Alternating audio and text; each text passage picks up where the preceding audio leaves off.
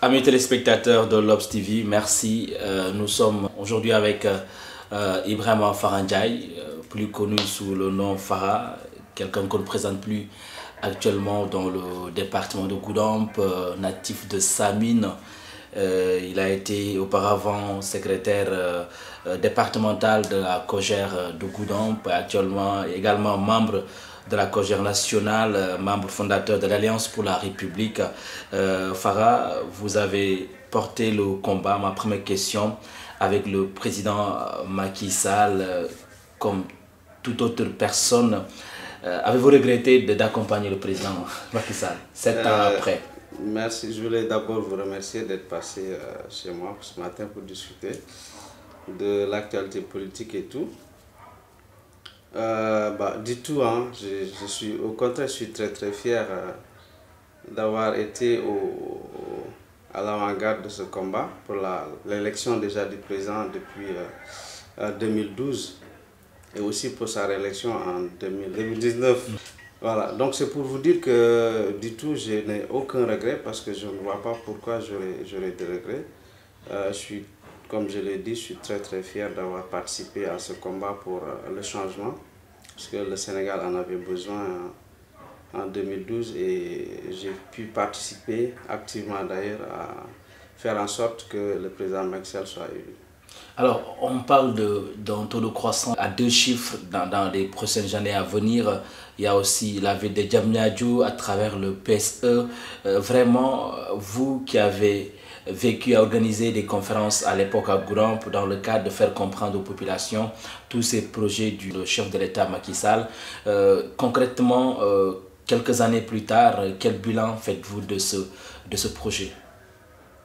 Alors, bon, ce serait malhonnête de ma part de dire que tout est comme on le souhaite, mais il faut reconnaître quand même qu'il y a eu beaucoup d'efforts qui ont été faits. Voilà, vous me parlez du taux de croissance et tout. Bon, alors, je ne peux pas évoquer cette question puisque économiquement, je ne suis pas au point. Mais moi, ce que je peux dire, c'est ce que je constate sur le terrain, disons, le retour qu'on peut avoir des populations et tout.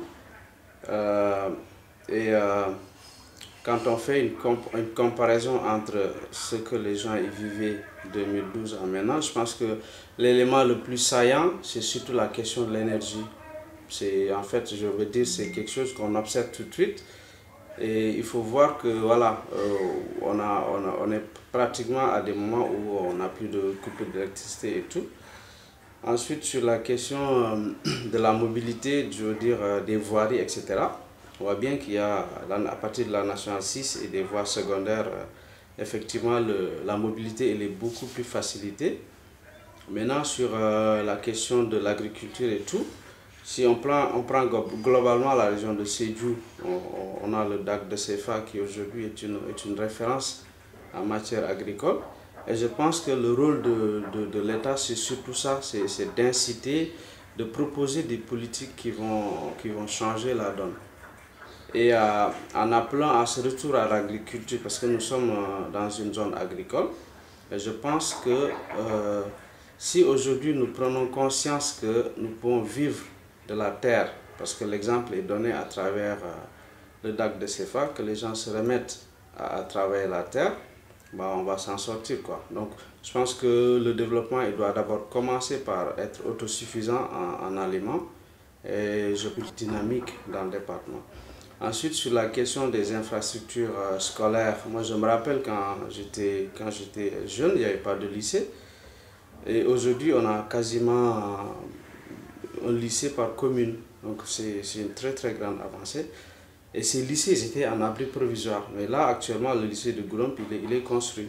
Je pense aussi que celui d'Atokunda, soit il est en construction, il est construit. Alors, avant de venir par rapport à votre département qui vous est cher, c'est-à-dire le département de Goudomp et la région de Sédhiou, la présidentielle est passée par là, vous étiez hors du pays, la question du parrainage également, les gens craignaient en 23 juin bi par rapport au 19 avril lors du vote de ce projet de loi.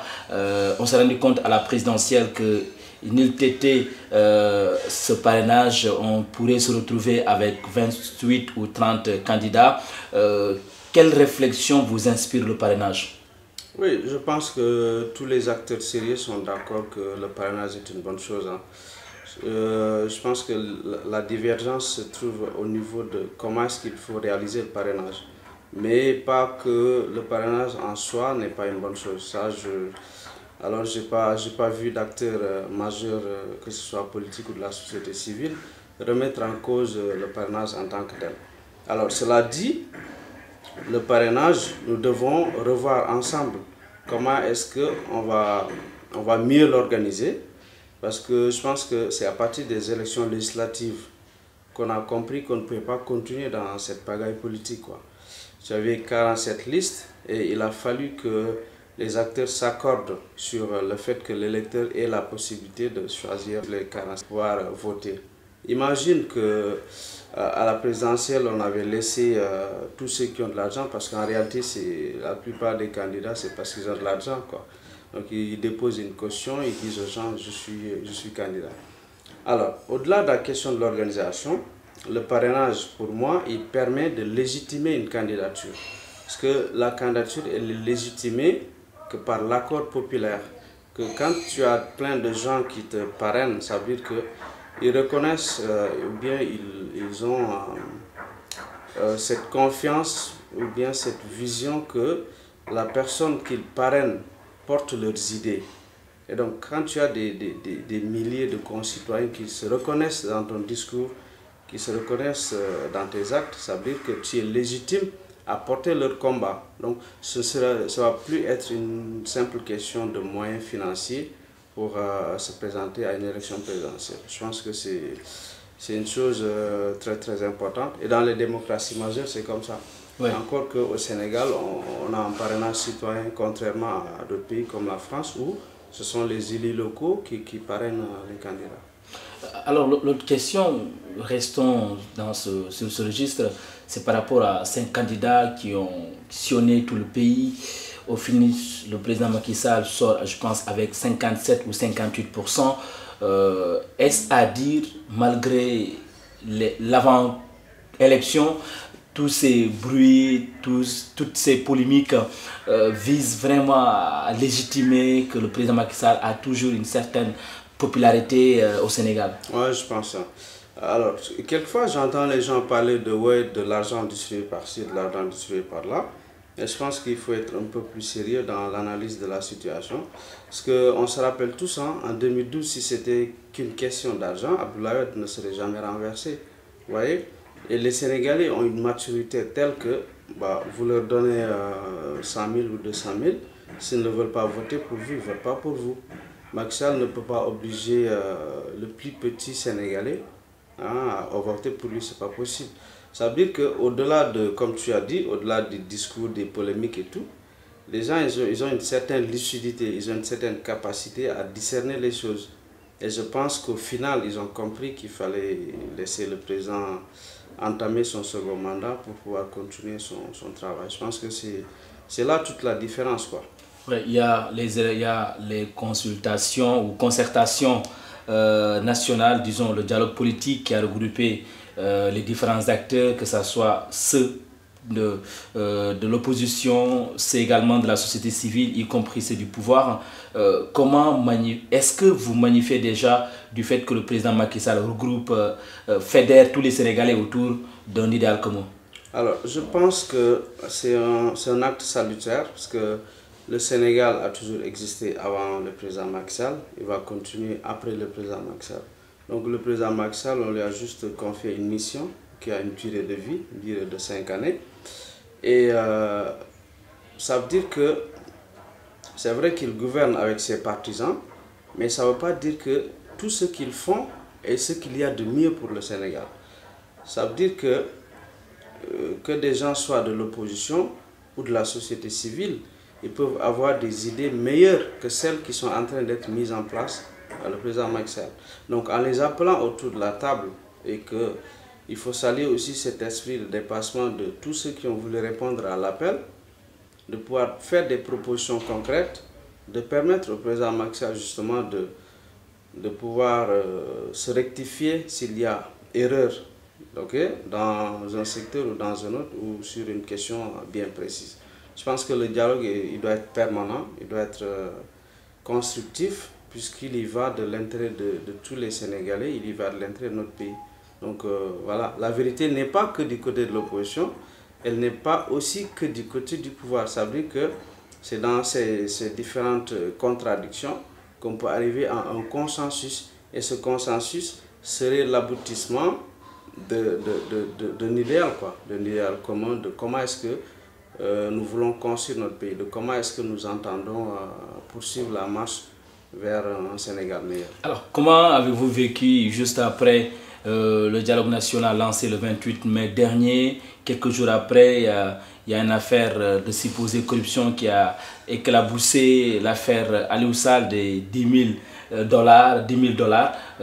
Comment avez-vous vécu cette polémique de loin? Alors, comme beaucoup de Sénégalais, hein, bon, beaucoup de Sénégalais, encore que ce n'est pas précis, parce que chacun y va de son grain de sel. Mais moi, en fait, ce qui m'a le plus interpellé, c'est cette volonté de la justice sénégalaise à faire la loi, disons à dire le droit. Et moi, j'ai foi en la justice de notre pays. Bon. L'autre élément qu'il faut aussi signifier, c'est le fait que au Sénégal, on soit un peu trop émotionnel, quoi.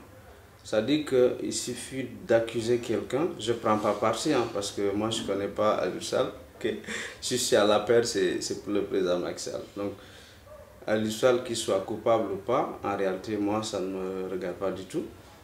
Mais je pense que nous devons être beaucoup plus vigilants en tant que Sénégalais. On doit faire très attention, parce que aujourd'hui, tous les yeux du monde entier sont rivés sur le Sénégal. Parce qu'en réalité, on ne s'y attendait pas du tout. Du moins, même s'il y en a qui s'y attendaient, qui savaient que dans ce pays, il y avait des réserves énormes de ressources naturelles et tout. Il n'y en avait pas beaucoup qui le savaient.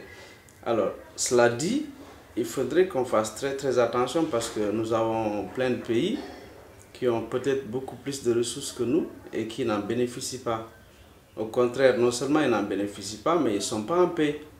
Donc ça veut dire que tout ce que nous pouvons faire, c'est d'éviter qu'il y ait justement des amalgames, qu'il y ait de la haine. Parce que si aujourd'hui, M. Aliou Sall, s'il est prouvé qu'il a pris autant de nos ressources, évidemment, ça va créer beaucoup de tensions, les gens vont avoir de la haine et tout. Et ça, c'est pas bien pour notre pays. Donc je pense que quand il y a une situation pareille, les gens doivent analyser la situation de manière très lucide et attendre que la justice fasse son travail. Parlons en politique, le dialogue, la commission politique a tout récemment sorti un communiqué pour le report des locales. Est-ce une bonne idée, d'autant plus que le Sénégal, les gens sont devenus exigeants par rapport au respect du calendrier républicain? Moi, ce qui m'interpelle le plus dans ce report, c'est qu'on essaie de mettre en place le suffrage universel direct. Ça veut dire qu'on ne va pas élire des conseillers qui vont à leur tour élire le maire. Vous voyez, il y a tellement de situations de trahison et même les populations ne savent pas en réalité sur la liste qui est présentée qui va être le porte-étendard de la liste. Ils ne savent pas qui au final va être maire de la commune. Ouais. Et moi je pense qu'il faudrait qu'on passe au suffrage universel direct, que les populations sachent à la base, telle personne, si elle passe, c'est elle qui va être maire de notre commune.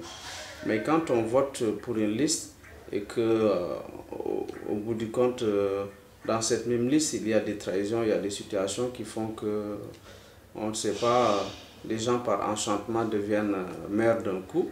Et pour moi, on trahit un peu l'esprit du vote, on trahit un peu la confiance des populations. Alors, vous, selon nos sources, Farah était plébiscité pour être maire de Samine, votre commune qui vous est si chère. Est-ce que cette candidature est toujours d'actualité?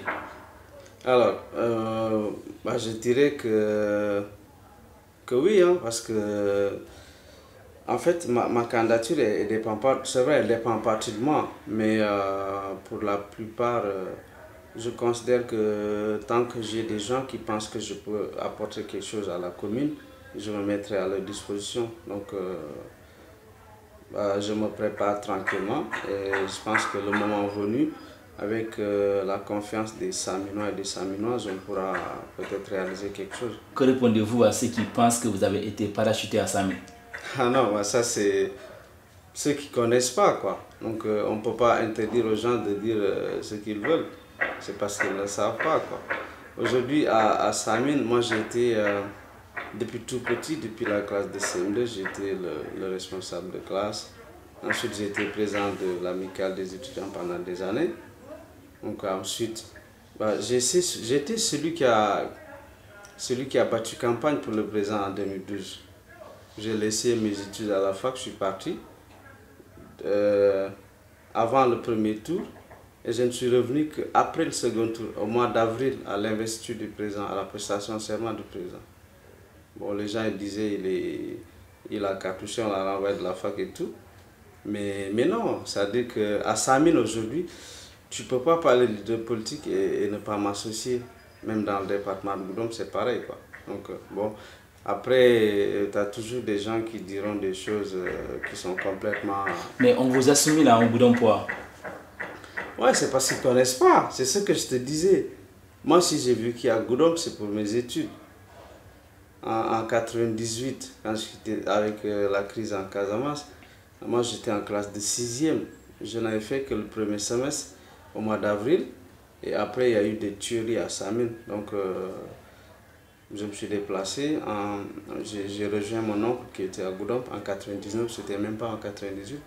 Donc, l'année suivante, en 99, j'arrive, je passe en classe de 5e. Je n'avais fait que le premier semestre à Samin.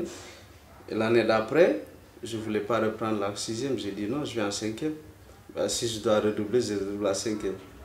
Donc à Goudomp, j'ai fait la 5e et je suis parti après le BFM. C'est là que je suis parti à Sédhiou. On va m'assimiler en Sédhiou ensuite, parce que j'ai fait mon lycée à Sédhiou. 3 années après, c'est là que je suis venu à Dakar. Donc ceux qui disent que je suis Goudompa, ils ne connaissent pas. C'est vrai que voilà, Goudomp c'est chez moi, quoi. Goudomp c'est chez moi, donc c'est normal aussi qu'on m'assimile en Goudompois. La bataille risque d'être très rude, très compétitive à Samin. Vous avez d'un côté Yaya Diao, et qui par la suite est devenu, vous êtes membre de la coalition Benno Bokk Yakaar. Ouais. Il y a d'autre côté Lamine Mané aussi qui aspire à diriger la commune de Samin. D'un côté un jeune Fara à qui on reproche de manque d'expérience sur le terrain politique. Est-ce que ce n'est pas une ambition de trop pour vous? Disons que non, parce que moi je vais être franc avec toi. Honnêtement, je dis souvent aux gens que quand je vois certaines personnes manifester leur vœu de diriger la commune, je me dis, est-ce que ces gens sont motivés simplement par le fait de vouloir travailler pour la commune? Parce que c'est une responsabilité telle qu'il faut être prêt, quoi. Et bon, vous avez cité des noms, je ne vais pas revenir sur les défauts de chacun. Je vais garder mes munitions pour, pour la campagne. Mais je sais que tu poses la question à Samin, voilà. Tu comprendras de toi-même que, bon, loin d'être prétentieux, mais je pense que expérience politique, je l'ai, d'accord? La paix, c'est ma famille. Aujourd'hui, je ne vois pas où je peux me présenter au sein de la paix que les gens ne me connaissent pas. Ouais, mais le problème, Ibrahima Farha Ndiaye, 2 ans durant lesquels vous êtes hors du Sénégal, pendant ce temps, il y a des jeunes comme Omar Mané qui émergent du lot. Cela ne risque pas de vous causer préjudice à l'avenir? Bon. Non, mais je pense que mon avenir politique ne dépend que de moi. Oui, parce que je sais que j'ai un pacte de confiance avec les Saminois, parce qu'ils m'ont vu à l'œuvre, d'accord? Ils m'ont vu à l'œuvre et ils savent qu'aujourd'hui, dans mon cœur, il n'y a que Samin. ils savent qu'aujourd'hui, toutes mes forces, toute mon énergie, je la consacre au bien-être des Saminois. Donc, c'est même pas une question de personnes qui émergent ou d'autres personnes qui sont là en permanence, quoi. C'est pas ça. Pour moi, le plus important et que les Saminois ont compris, c'est qu'ils savent que ils ont espoir que moi je peux leur apporter ce dont ils ont besoin. En fait, il faut revoir un peu l'histoire de Samine. Parce que Samine, à part mon grand-père Ibrahim Mendy, qui était président du conseil communal, qu'est-ce qui a été fait? L'actuel maire aujourd'hui, tu poses la question aux Saminois, ils vont te dire, voilà, plein de choses que tu n'aimerais peut-être pas entendre. Tu auras peut-être une personne sur 5 qui va te dire que, voilà, on admire ce qui est fait. Ok, donc je pense que la question elle n'est pas là. On va terminer cette grande interview. Je rappelle que nous recevons Ibrahima Farha Ndiaye qui est membre de la COJER départementale, membre de la COJER nationale, membre fondateur de l'Alliance pour la République, actuellement hors du Sénégal pour d'autres explications professionnelles. Mais Farha, la dernière question, votre département manque, ça c'est une réalité, de leaders. Il y a cette guerre de leadership qui a été déclenchée depuis des années et qui est en train de faire des répercussions même sur le développement. Quel commentaire cela vous inspire quand on dit que Goudomp manque de tout? Alors, la question de leadership ne se pose pas. Pour moi, la question qui se pose, c'est celle que toi tu as évoquée tout à l'heure. En pensant que, bon, parce qu'on est jeune, on n'a pas d'expérience.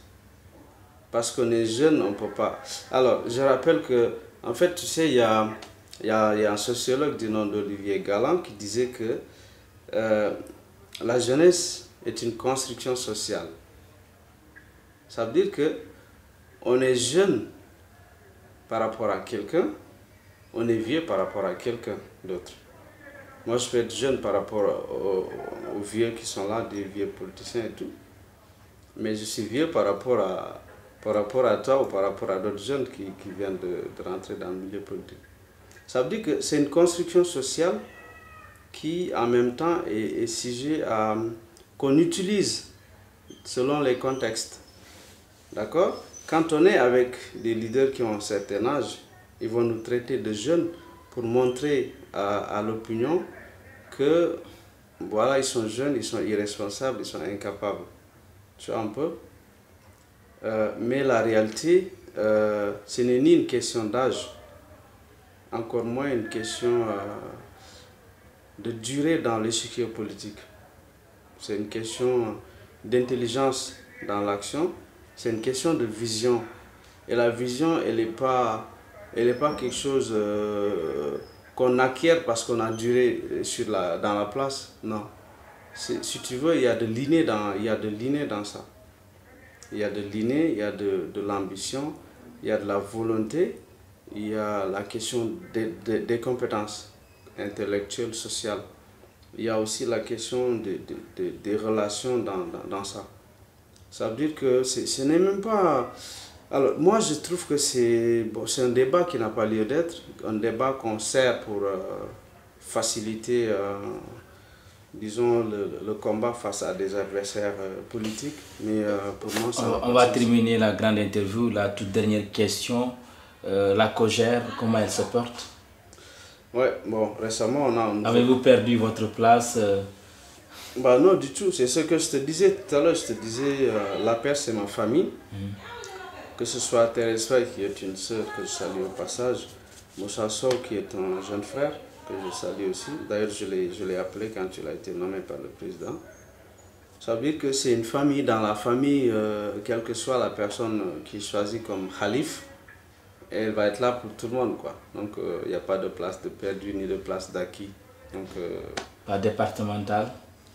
Ouais, c'est ce que je te dis. Dans le département de Goudomp, partout où je suis, dans n'importe quelle commune, je suis chez moi. Je suis chez moi. En fait, la paix, nous l'avons construit, quoi. Durant les 2 ans, qu'est-ce qui vous a manqué? Bah, rien du tout, hein. Rien du tout, parce que je faisais mes activités, je faisais des parrainages. Mais ce rapprochement entre vous et les populations à l'époque, Farah, ça ne nous a pas manqué. Mais c'est ce que je te dis.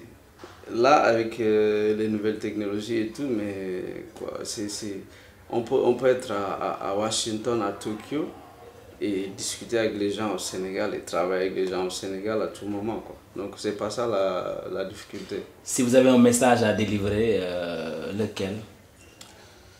Alors, moi, je vais appeler de tous mes voeux à ce que les gens ils arrêtent d'inciter à la haine dans ce pays, parce que c'est un truc qui m'a fait mal. À chaque fois que je regarde les réseaux sociaux, je suis choqué parce que c'est dommage, quoi. En fait, les réseaux sociaux, le côté pervers, il est beaucoup plus incisif que les éléments sur lesquels on devrait tirer profit. C'est-à-dire que je vois des écrits sur le net, mais je me pose la question de comment est-ce qu'on peut sortir de telles choses, quoi. Comment est-ce qu'on peut fomenter, construire, voilà, je ne vais pas dire de gros mots, mais je suis parfois sans voix, je suis étonné de voir des choses que les gens ils écrivent sur les réseaux sociaux. Et ce pays nous appartient à nous tous, quoi.